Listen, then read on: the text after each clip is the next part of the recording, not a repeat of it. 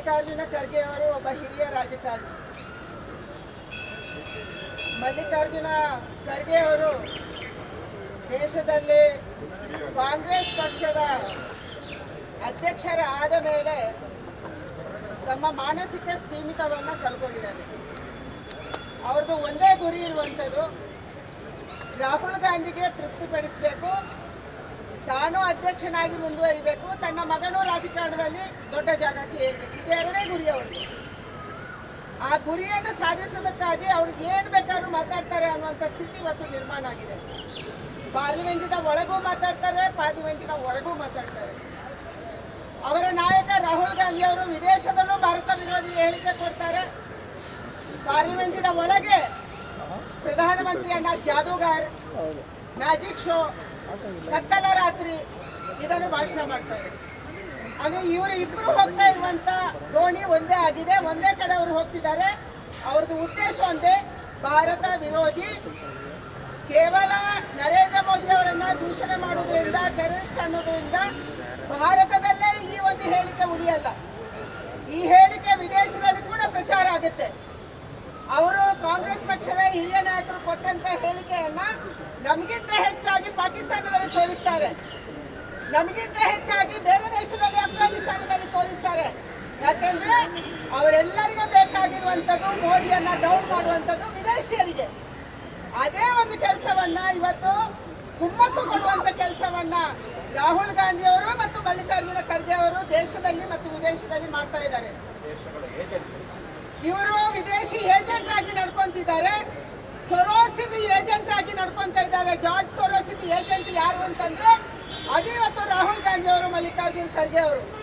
ಅವರ ಹೇಳಿಕೆಗೆ, ಅವರ ಮಾನಸಿಕತೆಗೆ ತಕ್ಕಂತೆ ಇವರು ಕುಡಿಯುವಂತ ಕೆಲಸ ಇವತ್ತು ಭಾರತದಲ್ಲಿ ಆಗ್ತಾ ಇದೆ. ಮೊನ್ನೆ ಏನ್ ಹೇಳಿದ್ರು, ಮುಸಲ್ಮಾನರನ್ನ ಒಂದು ಸಮುದಾಯವನ್ನ ತೃಪ್ತಿ ಮಾಡೋದಕ್ಕಾಗಿ ಅವರ ಸಭೆಯಲ್ಲಿ ಹೇಳ್ತಾರೆ, ನೀವು ನಮಾಜ್ ಮಾಡ್ತೀರಾ, ನಮಾಜಿನ ಸಂದರ್ಭದಲ್ಲಿ ವಿಷದ ಹಾವು ಬಂದ್ರೆ ಅದನ್ನು ಹೊಡೆದು ಸಾಯಿಸ್ತೀರಾ ನಮಾಜಿಂದ ಎದ್ದು.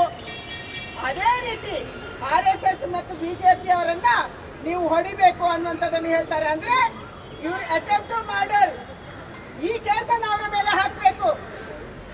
RSS ಅವರನ್ನ, BJP ಅವರನ್ನ ಹೊಡೆದು ಸಾಯಿಸಿ, ಅಂದ್ರೆ ದೇಶದಲ್ಲಿ ದಂಗೆ ಎಬ್ಬಿಸುವಂತ ಒಂದು ವ್ಯವಸ್ಥಿತ ಷಡ್ಯಂತ್ರ ಇದು.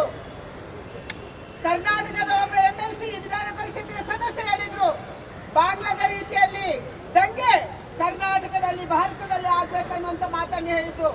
ಅದರ ಮುಂದುವರಿದ ಭಾಗವನ್ನ ಇವತ್ತು ಮಲ್ಲಿಕಾರ್ಜುನ ಖರ್ಗೆ ಅವರು ಹೇಳ್ತಾ ಇದ್ದಾರೆ, ಅದರ ಮುಂದುವರಿದ ಭಾಗವನ್ನ ರಾಹುಲ್ ಗಾಂಧಿ ಅವರು ಹೇಳ್ತಾ ಇದ್ದಾರೆ. ದೇಶದ ಪ್ರಧಾನಿಯವನ್ನ ಟೆರರಿಸ್ಟ್ ಅಂತ ಹೇಳಿರುವಂತದ್ದು ಇದು ನಮ್ಮ ದೇಶದಲ್ಲಿ ಮಾತ್ರ ಹಾಗೆ ಹೇಳಿ ಉಳ್ಕೊಳ್ಳಕ್ಕೆ ಸಾಧ್ಯ. ಯಾವುದೇ ದೇಶದ ಪ್ರಧಾನಿಯನ್ನ ಆ ದೇಶದ ಜನ ಆ ರೀತಿ ಕರೆಯಲ್ಲ. ಯಾಕಂದ್ರೆ ದೇಶದ ಪ್ರಧಾನಿ ದೇಶಕ್ಕೆ ಪ್ರಧಾನಿ, ಅವ್ರು ಯಾವುದೋ ಒಬ್ಬ ಪಕ್ಷದ ನಾಯಕ ಅಲ್ಲ. ಮನಮೋಹನ್ ಸಿಂಗ್ ಇದ್ದಾಗ ಮನಮೋಹನ್ ಸಿಂಗ್ ಕೇವಲ ಕಾಂಗ್ರೆಸ್ಸಿನ ನಾಯಕ ಆಗಿರ್ಲಿಲ್ಲ, ಅವರು ದೇಶದ ಪ್ರಧಾನಿ ಆಗಿದ್ರು. ಅವರಿಗೆ ಸಿಗುವ ಗೌರವ ದೇಶಕ್ಕೆ ಸಿಗುವ ಗೌರವ, ಅವ್ರಿಗೆ ಆಗುವಂತ ಅವಮಾನ ಅದು ದೇಶಕ್ಕೆ ಆಗುವ ಅವಮಾನ ಅಂತ ನಾವು ಅನ್ಕೊಂತ ಇದ್ದೀವಿ.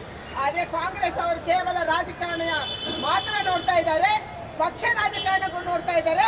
ತನಗೆ ಕುರ್ಚಿ ಸಿಕ್ಕಿಲ್ಲ ಅಂದ್ರೆ ಎಲ್ಲರೂ ಭಯೋತ್ಪಾದಕರು, ತನಗೆ ಕುರ್ಚಿ ಸಿಕ್ಕರೆ ಎಲ್ಲವೂ ಸರಿ ಇದೆ.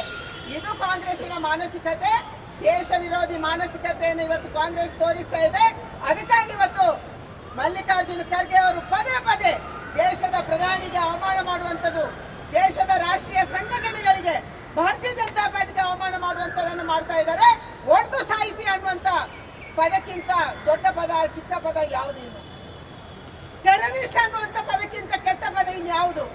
ದೇಶದ ಪ್ರಧಾನಿಗೆ ಈ ರೀತಿ ಹೇಳಿ ಇವತ್ತು ಅದನ್ನ ವಿಡ್ರಾ ಮಾಡಕ್ಕೆ ನೋಡ್ತಾ ಇದ್ದಾರೆ. ಇದನ್ನ ದೇಶದ ಜನ ಒಪ್ಪಲ್ಲ. ನಾನು ಕಾಂಗ್ರೆಸ್ಸಿನ ರಾಹುಲ್ ಗಾಂಧಿ ಅವರಿಗೆ, ವಿಪಕ್ಷದ ನೇತಾರರಿಗೆ, ಅಧ್ಯಕ್ಷರಿಗೆ ಇವತ್ತು ಆಗ್ರಹ ಮಾಡ್ತೀನಿ, ಸೋನಿಯಾ ಗಾಂಧಿ ಅವರಿಗೆ ಆಗ್ರಹ ಮಾಡ್ತೀನಿ, ತಕ್ಷಣ ಮಲ್ಲಿಕಾರ್ಜುನ ಖರ್ಗೆ ಅವರನ್ನ ನಿಮ್ಮ ರಾಷ್ಟ್ರೀಯ ಅಧ್ಯಕ್ಷ ಸ್ಥಾನದಿಂದ ಕಿತ್ತಾಕ್ಬೇಕು, ಅವರನ್ನ ವಿಪಕ್ಷದ ನೇತಾರ ಸ್ಥಾನದಿಂದ ತಕ್ಷಣ ಕಿತ್ತಾಕ್ಬೇಕು ಮತ್ತು ಅವರ ಮೇಲೆ ಕ್ರಮವನ್ನ ಕೈಗೊಳ್ಳಬೇಕು. ಮಲ್ಲಿಕಾರ್ಜುನ ಖರ್ಗೆ ಅವರು ಇಡೀ ದೇಶದ ಕ್ಷಮೆಯನ್ನು ಯಾಚನೆ ಮಾಡಬೇಕು, ಓಪನ್ ಆಗಿ ಮಾಡಬೇಕು, ಬಂದು ಕಿವಿಯಲ್ಲಿ ಹೇಳೋದಲ್ಲ. ಇವತ್ತು ದೇಶದ ಕ್ಷಮೆಯನ್ನು ಯಾಚನೆ ಮಾಡಬೇಕು.